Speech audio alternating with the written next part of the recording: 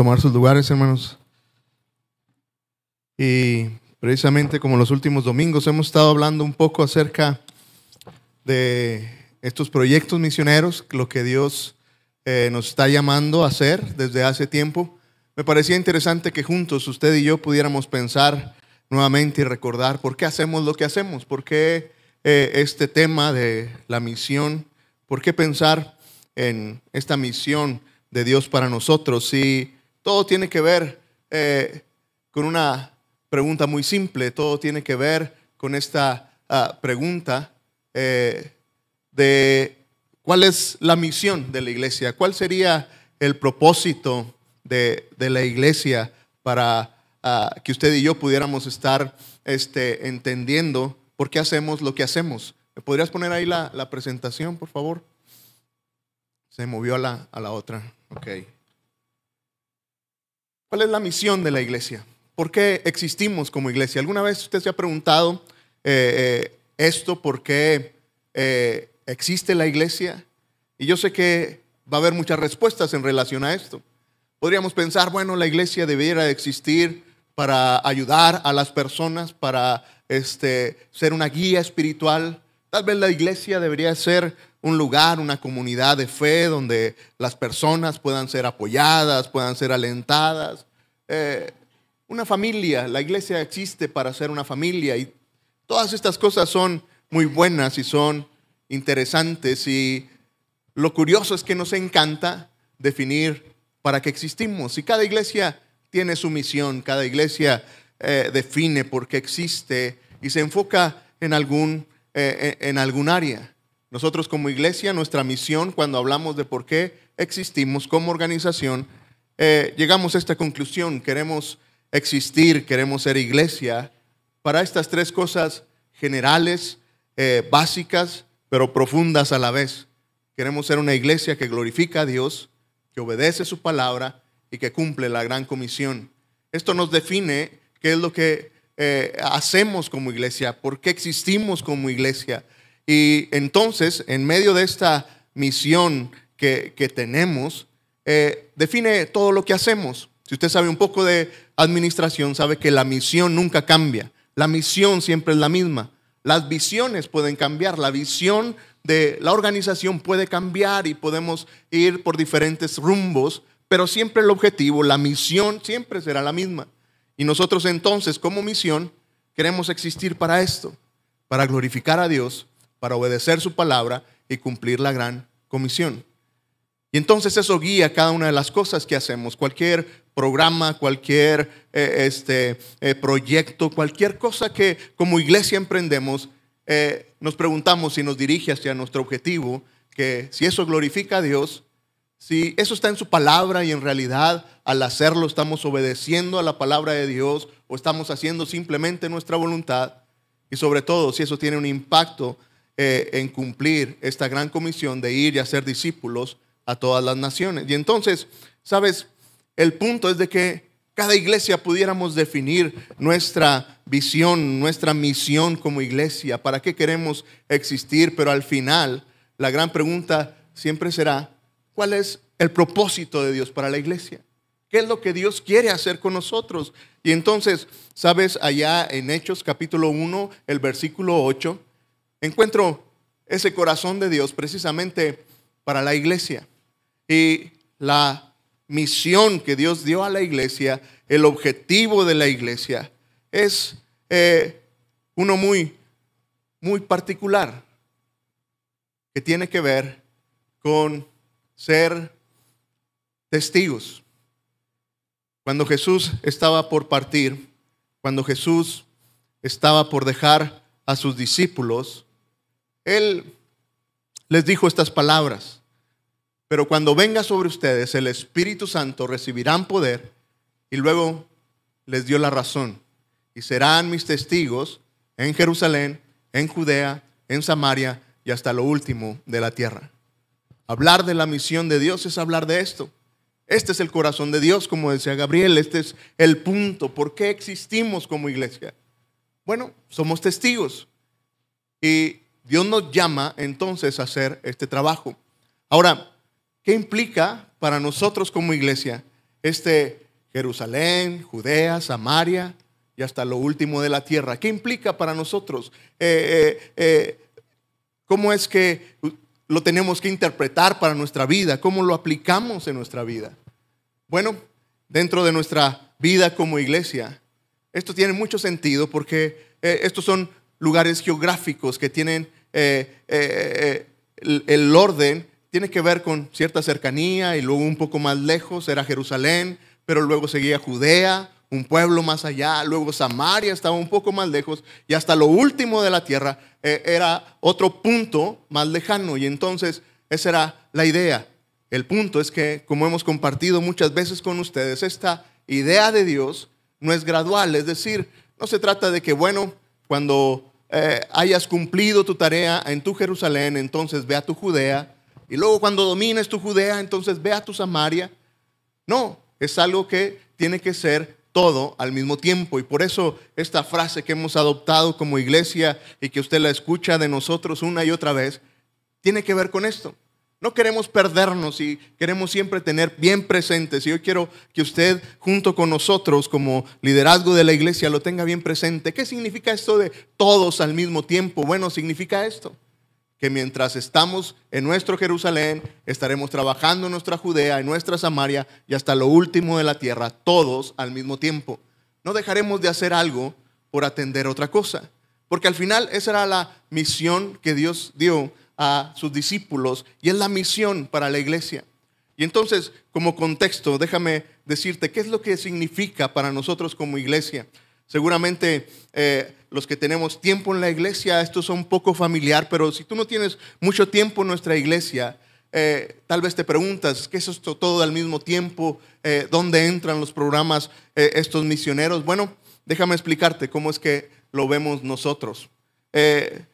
Como iglesia, nuestro Jerusalén, pues bueno, comienza por el trabajo que hacemos en nuestra ciudad, esa obra misionera. Ahora, como compartíamos al principio, está esta nueva obra con los tepehuanes en Chihuahua. Están en nuestro Jerusalén. Es un poco complicado porque están en nuestro Jerusalén, están en nuestro lugar, pero no son de nosotros, son de una etnia. Pero bueno, para poder entenderlo, ¿qué es lo que estamos haciendo aquí? Bueno, el ministerio con los tepehuanes entran dentro de nuestro Jerusalén y es algo que tenemos que hacer. El trabajo en Riberas de Sacramento, la obra que se está haciendo allá con el Club Cima, con el Club Bíblico que se tiene cada sábado. Bueno, ese es nuestro Jerusalén. Estamos alcanzando a la gente que está a nuestro alrededor. Familias de acogimiento es otro alcance que estamos haciendo. Entonces, para explicarme, es que todo lo que está a nuestro alcance, lo que tenemos a nuestra mano, eso es nuestro Jerusalén, esos son los más próximos a nosotros. Pero luego tenemos que pensar en nuestro Judea, ya no en nuestra ciudad o en nuestro municipio, sino pensar quién está fuera de eso. Y entonces, como iglesia, por varios años ya hay dos obras que como iglesia hemos apoyado por los últimos 20, 30 años, yo creo. Y Dios ha sido fiel. Y entonces en Gómez Farías hay una congregación, hay una iglesia apoyada por nuestra iglesia. Y entonces nuestros hermanos Luján están trabajando allá, tienen 20 años ya trabajando allá, nuestros hermanos. Y entonces esa es nuestra Judea. Un trabajo que la iglesia hace, que apoya de una manera directa en Nuevo Namiquipa. Igualmente apoyamos a nuestro hermano Tirso Guerrero, él está en este pueblo, a unas 3 horas de este lugar. Y eso tiene que ver otra vez con nuestra Judea. Ya no están tan cerca, están un poco más retirados, pero siguen estando dentro de nuestro estado, dentro de nuestra comunidad. Pero luego tenemos que salir de nuestro estado y nos preguntamos, ¿dónde más podemos servir? Y Dios permitió que por los últimos 12 años, como veíamos el domingo pasado, nuestros hermanos Núñez están trabajando con los Coras en Nayarit. Y eso sería nuestro Samaria. Ese sería otra vez un lugar un poco más lejos. Y lo último de la tierra, obviamente, son nuestros hermanos Madrid en España, este trabajo misionero que nuevamente como iglesia apoyamos directamente, y nuestros hermanos López en Tanzania. Y entonces, cuando lo ponemos de esta manera como obra misionera, como la misión de Dios, es así como lo entendemos, es así como lo vemos como iglesia. Pero otra vez yo quiero que cada uno de nosotros, como parte de esta congregación, tú y yo podamos entender cuál es nuestro papel en medio de todo esto, porque puede parecer algo confuso y puede parecer que es algo que a mí no me importa, o es algo que, bueno, simplemente estás pidiendo mis ofrendas para apoyar ahí, pero ¿cuál es en realidad el trabajo que tú y yo tenemos como iglesia en medio de esta misión de Dios? Para esto quiero invitarte a que abras tu Biblia en Lucas capítulo 10 y quiero llevarte a este punto en que Jesús hace un llamado, una misión a sus discípulos. Es interesante que son 72 discípulos a los que Jesús envía a hacer su obra. Y me parece que hay principios interesantes que se vuelven necesarios para que tú y yo entendamos por qué como iglesia hacemos esto. Y entonces, si tienes tu Biblia ahí, déjame ir viendo algunos pasajes de algunos versículos y entonces descifrando esta idea de cuál es nuestro lugar en medio de esta obra de Dios. Comienza en el versículo 1 de Lucas 10. Después de esto, el Señor eligió a otros 72 y de dos en dos los envió delante de él a todas las ciudades y lugares donde él tenía que ir. Y les dijo: ciertamente es mucha la mies, pero son pocos los segadores.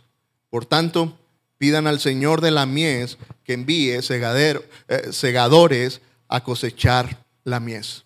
Permíteme detenerme aquí porque aquí hay un punto interesante cuando pensamos en cuál es nuestro papel. ¿Cuál es ese papel que tú y yo tenemos dentro de esta misión de Dios? ¿Qué es lo que tú y yo tenemos que hacer? Y la primera cosa que tú y yo tenemos que hacer es entender el corazón de Dios para alcanzar a todo el mundo. Mira, nuestro papel es entender esta verdad, entender esta realidad que, ¿sabes? Dios está pensando, su corazón, su deseo es que todos lleguen a conocerle. Muchos de los comentaristas están de acuerdo que el número 70 tiene que ver con todo el mundo. En la Biblia, en medio de los simbolismos que hay con los números, el número 70 definía lo que los judíos entendían. Para ellos había 70 naciones y entonces era como decir todo el mundo. Y entonces, en medio de estos 72, muchos de los comentaristas dicen que esto es como dramatizar la idea de que Dios tiene un corazón porque todos lleguen a conocerle. Y nuevamente el punto es que, ¿sabes? Dios nos dio una misión. Dios nos dio este trabajo de poder alcanzar a aquellos que necesitan el evangelio. Y por eso entonces como iglesia tenemos esta idea de Jerusalén, Judea, Samaria y hasta lo último de la tierra. ¿Cuál es nuestro papel? ¿Cuál es tu papel como parte de esta congregación, como parte de esta iglesia? Pues comienza por entender ese corazón de Dios por todas las personas. Y entender que no existimos para nosotros mismos. Entender que como iglesia no existimos para simplemente para nosotros. Alguien lo definió así. Dice que muchas iglesias tienen una visión de granero. Es decir, es simplemente reunirnos todos y estar todos juntos y estar todos cómodos y que el culto sea atractivo para ti y para mí, que haya buenos programas para que yo pueda sentirme bien. Y esa es una visión, una mentalidad de granero. Todos estamos aquí. Pero hay una mentalidad de cosecha donde los granos salen a sembrar, donde ya no se trata de estar todos juntos simplemente como un granero, sino que tenemos un objetivo y una misión de ir y que esa semilla del evangelio que Dios ha puesto en nuestras vidas pueda crecer en otros lugares. Y entonces, aquí está este punto, el punto de entender que otra vez Dios tiene un corazón por todas las personas. Si seguimos leyendo,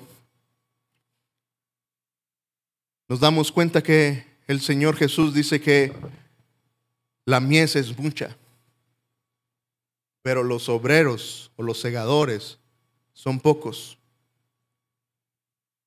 ¿Cuál es nuestro papel? Entender el tamaño de la misión de Dios. ¿Sabes? No es una obra pequeña, no es un trabajo sencillo. Pensar en alcanzar a todas las personas en el mundo se vuelve una tarea ardua, algo que se vuelve no pequeño. Y como iglesia entonces, ¿sabes? Nos toca a ti y a mí tener una visión de ese alcance, de saber que la tarea es difícil, que el trabajo misionero se vuelve complicado. Se habla, según las estadísticas, que hay más de 7 billones de personas en el mundo. 7 billones de personas. No puedo imaginar ese número, pero el punto es que al menos de toda la población mundial, un 32% de la población mundial jamás, nunca ha escuchado de Jesús. Y eso debiera ser una carga en cada iglesia local, porque eso representa 680 millones de personas que jamás han escuchado el Evangelio. Y sabes, cuando pienso en ese beneficio del Evangelio sobre mi vida, ese perdón, esa gracia de Dios en mi vida, esa esperanza enorme que tengo de que esta vida es pasajera y que mi vida trasciende a lo eterno por la obra del Espíritu Santo en mí, y saber que hay personas en el mundo que no tienen esa esperanza, que no saben qué sucederá con ellos un día que mueran, que no tienen alguien en el cual puedan confiar, y que entonces tienen que depender y poner su fe en lo que primero que encuentran. ¿Sabes?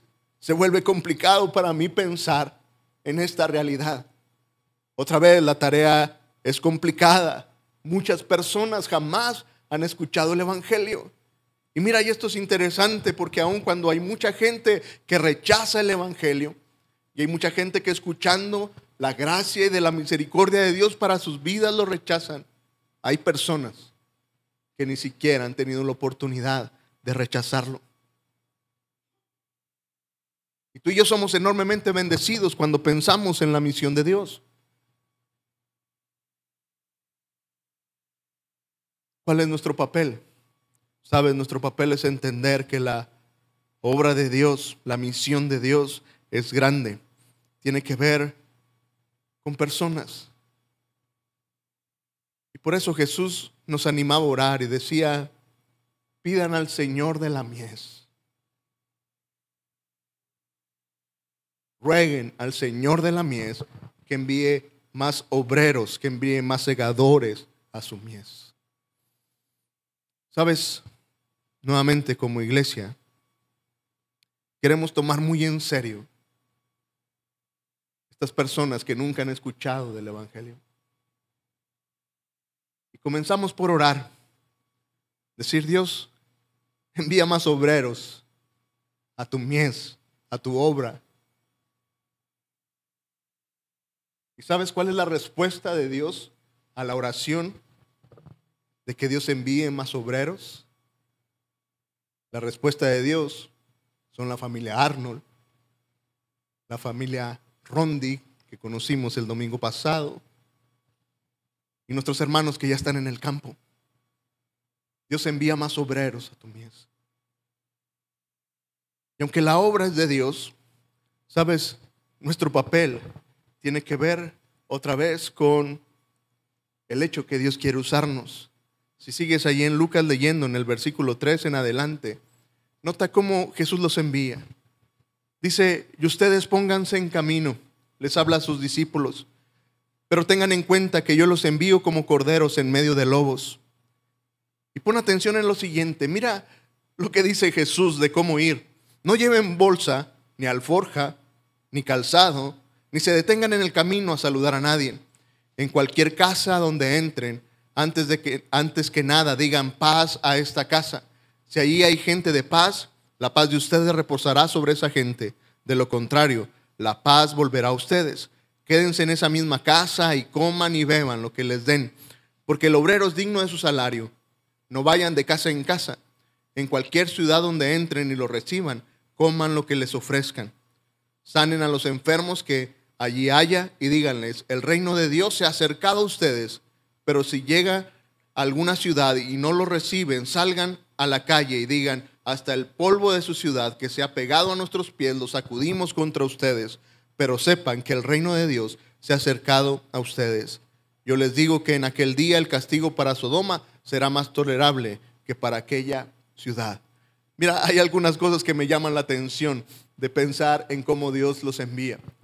En medio de una tarea tan complicada, Jesús lo advierte, dice: los estoy enviando como corderos en medio de lobos. Pero luego les dice que no lleven nada. No lleven ni una bolsa, no lleven calzado, no lleves nada. ¿Sabes cuál es el punto de Jesús aquí? Hay dos puntos muy importantes. El más básico y el más importante es que cuando Jesús les dice que no lleven ninguna cosa, lo que Jesús le está diciendo es que Él se va a encargar de la obra. Él es el que va a hacer el trabajo. Él es el que va a suplir todo lo necesario. Tú no te preocupes por nada. Yo lo voy a hacer. Y entonces esto se vuelve interesante. ¿Cuál es nuestro papel dentro de la misión de Dios? Es aceptar el reto y luego confiar en que Dios va a suplir. Los presupuestos de cada uno de mis hermanos y toda esta obra que como iglesia hacemos involucra bastante dinero, bastante recursos, personas, bastante dinero que se tiene que invertir. Simplemente los presupuestos de nuestros hermanos que están en otro país, el tipo de cambio nos come siempre, ¿no? Enviar ofrendas en pesos para comprar euros, ya le perdimos mucho dinero, ¿no es cierto? Con pesos comprar un euro que cuesta 20 y tantos pesos para que nuestros hermanos vivan allá. Y aún el ministerio aquí dentro de la ciudad involucra dinero.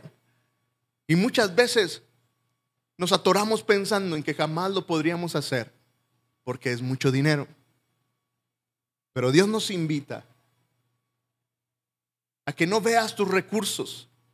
Si como iglesia vemos nuestros recursos, créeme, no haríamos ni la mitad de lo que te presenté que estamos haciendo. No haríamos tal vez una tercera parte.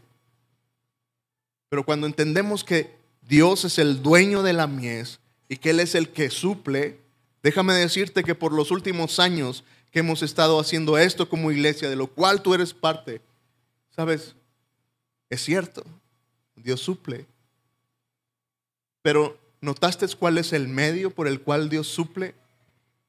Habla de estas personas, de estos hombres de paz, de estas casas de paz. Dios usa a las personas que entienden, que aceptan el reto y esa paz de Dios en medio de ellos para compartirla con otros. ¿Notaste cuál era la dinámica? Donde lleguen, coman y beban lo que les den. Si llegas a una ciudad, lo que te den, tómalo de ahí. Es cierto, Dios provee, Dios paga la obra. Pero ¿sabes qué es lo más interesante? Que Dios quiere usarnos a ti y a mí. Dios está buscando esos hombres y mujeres de paz que están dispuestos a decir: Dios, usa mis recursos para bendecir a otros. No cae alimento del cielo. No es algo mágico en sí o algo meramente espiritual. Obviamente la obra tiene este aspecto material de comida, de calzado, de cosas materiales. Pero Dios quiere usarnos a ti y a mí. Y Dios usa entonces a las personas que están a su alrededor, de aquellos que están haciendo la obra de Dios. Y muchas veces, ¿sabes? A ti y a mí nos toca ser esas personas, esos hombres y mujeres de paz que bendicen a los demás. El mensaje era sencillo: el reino de Dios, el reino de los cielos se ha acercado a ustedes. Esto tenía que ver otra vez con un cambio de vida, con un cambio de forma de vida. Ellos vivían bajo un reino esclavizado por los romanos, y ahora es el reino de Dios, viene y se acerca a ti. Ahora estás bajo una dirección, estás bajo una protección, bajo un reino de gracia y misericordia. Y ese era el mensaje: el reino de Dios se ha acercado a ustedes. Cuando pienso nuevamente en todo este asunto de la obra misionera, ¿sabes? Hay cosas grandiosas en medio de todo esto. En el versículo 17 de Lucas y el 20 al 20 nos narra de qué sucedió cuando aquellos 72 regresaron. Dice que cuando los 72 volvieron, estaban muy contentos y decían: Señor, en tu nombre hasta los demonios se nos sujetan. Jesús les dijo: yo veía a Satanás caer del cielo como un rayo. Miren, yo les he dado a ustedes poder para aplastar serpientes y escorpiones y para vencer todo el poder del enemigo sin que nada los dañe. Pero no se alegren de lo que los espíritus se les sujetan, sino que los nombres de ustedes ya están escritos en los cielos. Mira, al final todo tiene un punto y todo tiene un objetivo. Y esto también es interesante para nosotros, porque al final es como si Jesús nos dijera: pues no te alegres de que hay misioneros en España y en Tanzania. Que tu alegría no esté en este nuevo proyecto trabajando con los tepecuanes. Es importante y obviamente nos alegramos, pero el punto de Jesús es: no se alegren por eso. Alégrense, dice, porque el nombre de ustedes ya está escrito en los cielos. ¿Sabes cuál es el punto aquí? Jesús lleva a sus discípulos a entender toda esta misión de Dios, lo complicado que es, lo que implica sostener la misión. Y dice: no te alegres, no te sorprendas de lo que yo puedo hacer. Sorpréndete de una sola cosa: de que tu nombre está escrito en los cielos. Al final, mira, este es el punto. Y tal vez después de escuchar este mensaje te estés preguntando: ¿qué tiene que ver conmigo? Qué buen informe de misiones, pero no tiene algo que ver conmigo para mi vida hoy. Déjame decirte que tiene mucho que ver contigo y conmigo. Por eso creo que Jesús terminó así.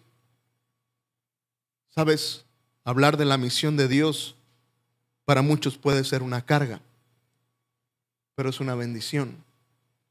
Porque el punto es que tú y yo somos el objetivo de la misión de Dios. Hubo alguien que te habló a ti. Hubo alguien que compartió el evangelio conmigo en un momento de mi vida.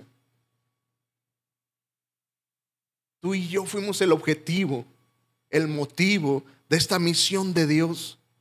Y entonces cuando hablamos de realizar la misión de Dios, Dios dice: alégrate porque tu nombre ya está escrito en los cielos. Es recordarnos esto. Sabes, tú y yo fuimos el objeto, fuimos el propósito, fuimos lo que Dios quería hacer, lo que Dios quería alcanzar, ese corazón que Dios quería alcanzar, ese pecador que quería alcanzar. Sabes, no solamente es ese tepehuán que necesita escuchar del evangelio, no solamente es ese musulmán que está en España o en África, no son ellos. Sabes, el objetivo fuiste tú y fui yo.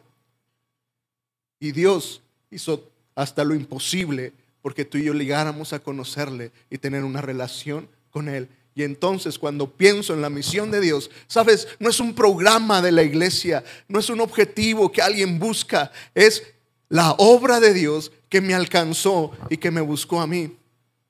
Y que sabes, nuevamente, para mí es sorprendente ver hacia atrás y ver ese impacto de la misión de Dios. uno de los padres de la misión, William Carey, un ministro bautista que comenzó la obra misionera ya por el 1700. Y cuando veo hacia atrás y veo tantas personas que se han incluido en llevar el evangelio a otros y la transformación de miles de personas, ¿sabes? Me queda muy claro que lo que he creído es verdad. Que lo que he creído, que ese evangelio que alguien me predicó y que transformó mi vida, ¿sabes? No fue alguien que simplemente me convenciera de cambiar de una religión a otra. No simplemente fue una forma mejor o más, pura de vivir, más moral.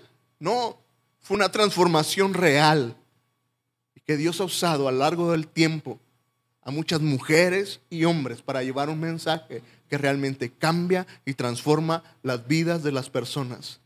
La obra misionera, para mí, es uno de los argumentos más fuertes de que el evangelio es verdad, que su palabra es verdad y que impacta y transforma el corazón de las personas. Hablar de la misión de Dios es recordar que tú y yo somos el objeto de esta misión.